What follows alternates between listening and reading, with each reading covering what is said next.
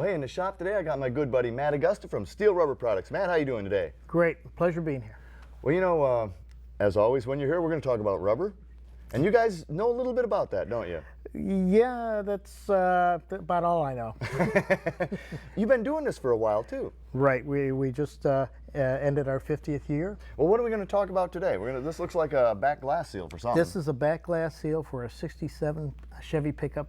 It's really not a hard job, but people shy away from it because they don't know the steps to take. It looks pretty complicated, and first of all, I imagine you got to get the old glass out. Right. We took this one out by just pulling the rubber over the pinch from the inside. That's maybe a little more of a harder way to get it out. The best way is take a razor and just cut the old stuff out. It makes it easier, and you won't break the glass. But you kind of just work it out. But you work it out from the bottom side first, and that's where you need that second person on the back. So once you have it out? Once you have it out, you clean up the area, do any repairs that need to be done, make sure you don't have any sharp edges. The last thing you want to do is put rubber on something that's sharp that cuts the rubber, and then you got a place where it's going to leak. We're going to clean up the glass too, I would imagine. Right. Make sure the glass is clean, especially around the edges, because that's going to get covered up by the rubber. And so just a standard glass cleaner, right, just a standard glass cleaner. And then once the glass is clean, you would put the rubber on the glass first, using a little masking tape to hold it in place until you get it on the vehicle. And there's no adhesive used on this either, right? No. And then afterwards, we're going to show you how you string glass onto that body, which a lot of people always get really confused on. Well, everybody talks about that, and I've never done it. I've never actually even seen it done. But that's the magic trick, isn't it? Yeah, I don't know if it's that much magic, but that is the trick.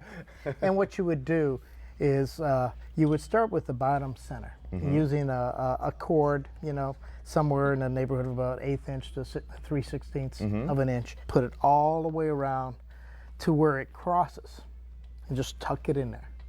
And that's where you're going to start laying that rubber on the body. You take the glass then and start from the bottom and work your way up the sides and to the center. And this is a technique you'd use for either a windshield or a back glass. Exactly. And then you're pulling that rubber pinch over that metal pinch well. With and that's the what cord, that's what the right? cord's doing. The cord's lifting that rubber and getting it over the pinch well. And you do a little bit going to one end, then you go down to the other end. And then you work on one corner, then you work up the other corner. And you have you're getting kind of a two-person operation. You have somebody right. keeping a little pressure on it? While you're doing that, the other person's putting pressure and pushing down and holding that pressure in. And that's very important, especially as you get closer to the top, because it gets really tight as you want to get around the corners. Once you're past the top corners, you've got you're home. You're going for home. You just got it done, and it'll pull through and pop right in place. And so the cord's gone. Cord's gone. The window's in place, and you're done. Well, that actually did look fairly straightforward. You do want a helping hand, it looks like. Yes. But and maybe somebody that's done it once before, but it does look doable. It is doable. If you do it step by step. And don't rush the job. Take your time. Now this is the seal, and where does the rope go? Is it here? No, it's... This is for the glass slot here, but this is the pinch. This is the rubber that goes over that metal pinch well on the inside, and you want the rope to be pushed as deep as you can in here. So no use having leaks. You may as well fix your rubber, right? Exactly. And you probably know where to get it too, don't you? I've got a good suggestion. You know a guy. I know a guy. Well, hey, if you want to learn anything more about these great steel rubber products or that tricky install, log on to myclassiccar.com.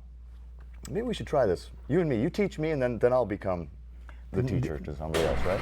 There you go. All right. I'll go for that. Visit EastwoodGarage.com, your trusted source for professional auto restoration tools and techniques for over 30 years.